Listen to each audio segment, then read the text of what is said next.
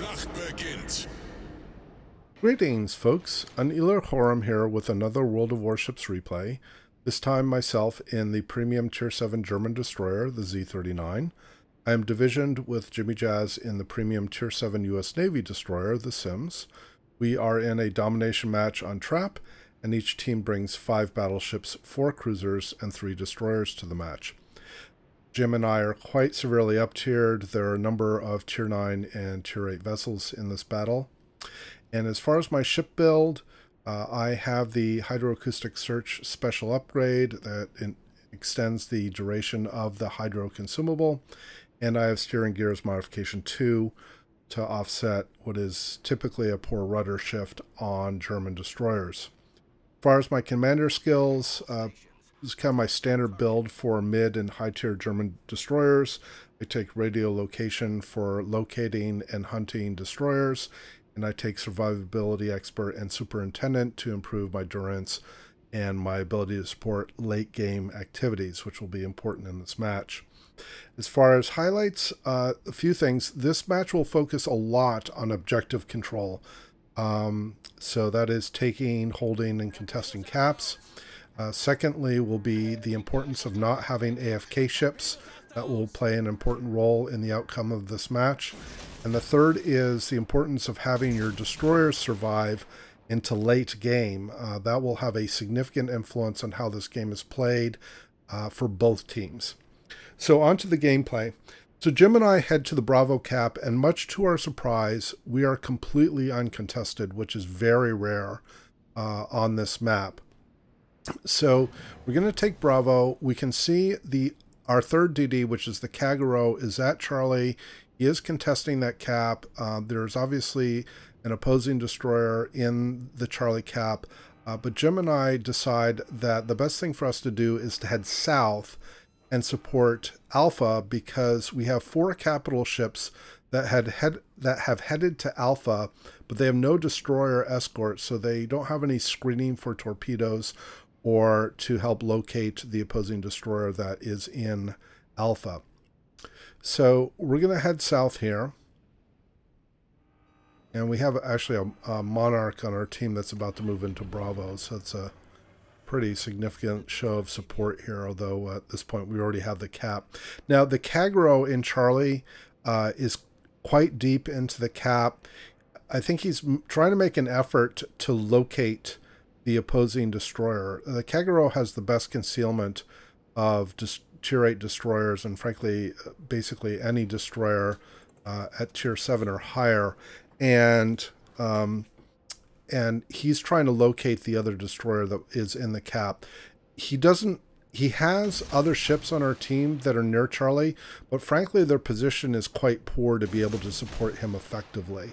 And that's going to come out in some chat commentary from the Kagero player later in the battle. I send torpedoes here on my starboard side to the north side of Bravo to dissuade the York and Iowa from coming into Bravo. We obviously want to retain this cap. And our team has moved into Alpha to contest it. So basically right now our team controls 1 cap. The opposing team controls neither cap. Our Kagero at Charlie had successfully detected the Haida on the opposing team. But we now can no longer detect the Haida. So presumably the Haida is in smoke. And the Kagero is presumably trying to retreat.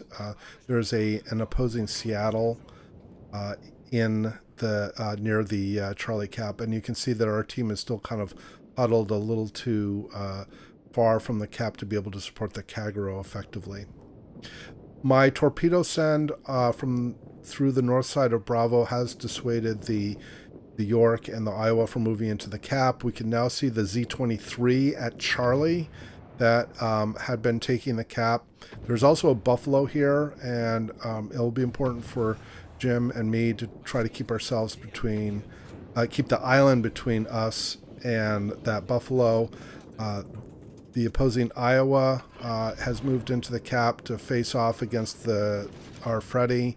Our Freddy is almost dead. He took 3 torpedoes at least from the Z-23, and he's just about to go down. In fact, there he goes.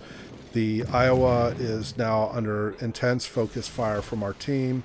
I'm sending torpedoes short because it's clear that he's slowing down. And I'm firing AP here because he's giving me more or less broadside, and I am getting some decent pens when I fire the 150 millimeter shells into his superstructure. Again, we're trying to keep the island between us and that Buffalo for the time being, and once we get this Iowa down, which fortunately I get the last shot and I do get the kill, and we are now taking the cap. There's no opposing player in the cap. Now the Z-23 on the opposing team, I had hoped that my Hydra would keep him lit up, but he has moved off far enough that he is no longer detected, and so at this point we're not really sure where he is. We have lost the Kagero, our Kagero that was in Charlie. You can see he's typed some comments into chat. Again, I think he's quite frustrated that we had superior numbers and firepower at Charlie, and yet our team failed to move into the cap with him to basically support him enough. One of our Iowa players is about to move into Charlie, but I think our players at Charlie are kind of doing something that I see quite a few teams do, where it's clear that they need to make a play, but what they end up doing is they end up filing in one by one into the objective, and then they just get focused out, and so they kind of like line up to get killed, and that can be a very inefficient way to try to take an objective as opposed to moving in as a group and pushing through. The opposing Z-23 becomes visible again. He is leaving the alpha area. I send torpedoes here, hopefully to get him down. I slowed enough that his shot does not reset the cap, and we now have alpha as well. So we have two caps. We are contesting Charlie, and so the opposing team at no point has controlled any cap. And again, this is going to be an important point about how this game gets played out through cap control.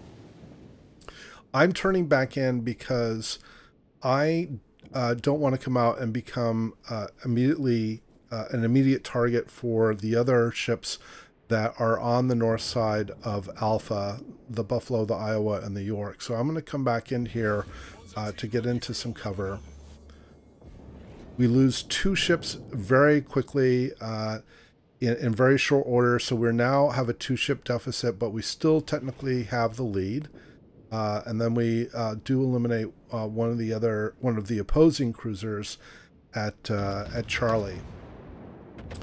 Our Atlanta here is firing in open against the York on the opposing team. We're not sure why he didn't use the smoke that Jim had laid with his sims. And so we're going to lose the Atlanta right here with the salvo, I believe. Yeah, so I'm not sure what the Atlanta player was thinking. The Atlanta player did a really good job providing supporting fire at Alpha earlier on, but I'm not sure what his thinking was, not trying to leverage the smoke and uses DPM to lay that down. Now, my next focus is going to be this Buffalo, because we really want to take out this radar cruiser. And he is starting to inch forward very slowly. I think he's cautious to not expose himself to the Monarch on our team, but he also has this low health Ibuki that could be sending torpedoes on him, so I think he's being fairly cautious. He activates his radar and he detects me, or it could have been his hydroacoustic search, but I happen to know by the duration that it turns out to be his radar. So he's clearly slowed again, so he knows I'm here, and you know, he would be very vulnerable to a torpedo strike if he were to come out. So he's kind of cornered at this point. Jim and I realized that, and the other point I should make is that the Z-23 on the opposing team made it up to Bravo and has taken Bravo from us. And so they finally have taken control of a cap. We still contest Charlie, but neither team has taken it. Now, Jim and I feel that we need to get this Buffalo out of the way. He is kind of pinning us down. We're pinning him down. So Jim and I are going to go pincer him. Excuse me. So I am now proximity detected by the Buffalo. I happen to know that his guns are not turned in my direction, so I'm able to fire into his superstructure from behind, although his secondaries are hitting me. I'll take out my engine briefly, and I'll hold on my repair until we get the ship down. Our Monarch has taken a pretty intense beating as well, because he's being fired upon by both the Buffalo and the Iowa. So I'm not sure why the opposing York wasn't firing on me, since I was in clear view of him. So I'm gonna smoke up here, and the opposing Iowa makes an interesting choice. Oh no, now the York fires on me. The opposing Iowa makes an interesting choice here to come out this direction, because his direction is sort of completely optimal for me to be able to send torpedoes. And he's also giving me a broadside, which allows me to fire AP at his superstructure. That was not a very good hit, but I think the next one is much better. And he doesn't really change his course or speed, so he's going to end up eating 4 of my torpedoes, and he's going to start flooding out. And so he does blind fire, and he does successfully overpen me at least once. And here my next couple of salvos are set a little long, because he's going more slowly than I thought he would be. But he's trying to repair through the flooding, but in the salvo I'm going to finish him off. So, and as a parting gift, he gets one more overpen on me. So we are again point-wise in the lead. We now have actually secured Charlie, although now Charlie, there's another ship that has moved into Charlie. That's the Musashi. And so Charlie is being contested. Bravo's been taken from us. Jim and I, and the Monarch that was on our team, basically all the other ships on our team that were at Alpha are gone. And so it's 3 ships on our team left. Jim, myself, and the Kronstadt, which is in Charlie. Now, my RPF is pointing in a place that I had not expected. And so my initial thinking was the Z-23 was coming back to their cap. But if you notice, in the quadrant Echo 7 or Echo 8, we can see the Z-23. And then it dawns on us that we have not seen the Sims on the opposing team. And so we started to think, okay, maybe the Sims is AFK. And I'm going to close in here, and sure enough, I'm going to detect an AFK ship. So I am going to send a torpedo spread on him, and I'm going to head back towards Bravo, because again, even though we have the point lead, in fact, the Kronstadt is successfully sinks the Musashi, which I would have loved to have been in that at that cap to see how that went down. But then we do lose the Kronstadt. So it's just Jim and myself. We hold a lead because we've held caps for so long, and the opposing team has held caps only very briefly. We're holding Charlie until just a few moments ago, when one of the opposing ships moves into Charlie to start capturing it, and Jim has moved into Bravo to contest it. So right now the opposing team is not gaining any further points from caps. They will once they have the Charlie point. And this is again where survival of destroyers into late game becomes crucial, because destroyers largely get to dictate the terms of their engagement, because they can remain concealed if they play it correctly. And so Jim and I are going to essentially hunt this York. Now, conversely, the opposing team still has 2 active destroyers as well. And so they can pose an equally strong threat by detecting us. In fact, the Haida has very good concealment and would be able to detect either Jim or me without himself being detected. So I'm sending torpedoes against the York. The York is going to turn here and move to the east side of the Bravo cap. So my torpedo spread is going to miss. And Jim is going to send torpedoes into the east side of the Bravo cap. So the opposing team has successfully captured Charlie. You'll also notice in the quadrant Bravo 4, we see the silhouette of, or the marker for the opposing Gneisenau. And at this point, we also suspect the Gneisenau is AFK. And it turns out he is. And so the opposing team has had 2 AFK ships, and despite that, has done a remarkably good job playing this battle with basically a huge starting handicap. So hats off to the opposing team for playing that well. Now, I'm trying to contest this cap as long as possible, but I'm forced to smoke because the York is getting too close, and he's going to hydro me here in a moment. I want to get one more torpedo spread off before I exit the cap. I want to make sure I can get out and not run into an island. So I send one spread, and then the hydro is right there. He's lit me up, so I need to bail out of here. I need to get out as quickly as I can. There's the York. And fortunately, the York and the Seattle on the opposing team both miss me. All 4 active ships are targeting me. I don't know why the York turned like that. He clearly must have seen my torpedoes since he had his hydro active. I'm taking a pretty good beating here from the opposing cruisers. But this is also, again, one of the strengths of most of the German destroyers is that they tend to be they're hit pool rich as far as destroyers are concerned. So they're able to tank a little more than a lot of destroyers in other nations. I was hoping that this shot was going to be concealed, but I don't have enough smoke between me and the York at this point. I'm trying desperately now to get the York down because we still hold a lead, but we've lost control of 2 caps. So Jim and I are focusing on trying to get this cruiser down. Well, myself, I'm trying to not be killed by... I got 3 ships targeting me right now. And Jim is I think I'm gonna get the final salvo on here. And get the York out of the match. So there he goes. So we are... we've now brought it down to effectively 3 against 2. Again, not counting the Gneisenau because he is AFK.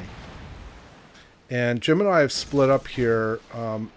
I think this was kind of circumstantial, but it was a good thing because it meant that, like, it would be harder for the team to be able to focus us collectively. And again, we still have a lead of about 150 points. But Jim is in a very difficult spot because he has a radar cruiser bearing down on him. There are torpedoes coming in from what turns out to be the Z-23, and he takes one of the torpedoes. So the Z-23 now has shown up. So Z-23 did a really good job flanking, and they take Jim out of the match, leaving myself against 4 ships. Again, technically 4, but 3 are active. So we are still in the lead. We have a minute and 25 seconds remaining, roughly, or minute and 20 seconds remaining. And I'm trying to make a decision on what I do next because I'm pretty low on health at this point. And so my thinking at the time was go in and contest Bravo long enough that their point advance doesn't overtake our own.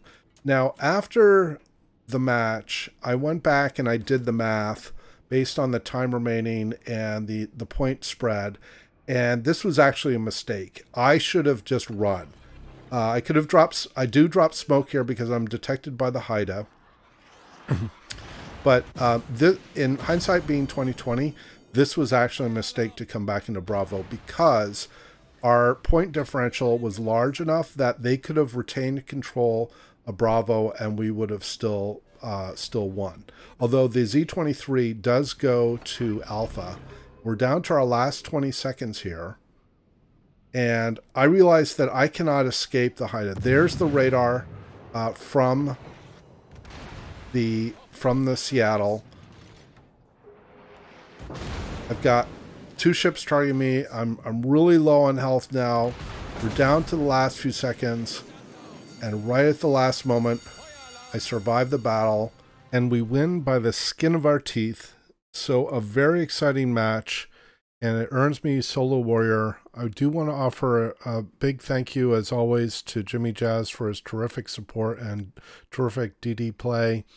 I also want to give a huge shout out to a couple of players on the opposing team, TR Shrum in the Haida and D Witipso in the Z23. I apologize if I'm mispronouncing either of the usernames there. But they did a terrific job for their team. Again, despite having 2 AFK ships, they kept their team in the game literally up to the last second. So huge shout out to them and their terrific play as well. So I hope you enjoyed the replay and the commentary. Please do leave your comments below. And as always, I hope to see you out there, and I wish you happy sailing.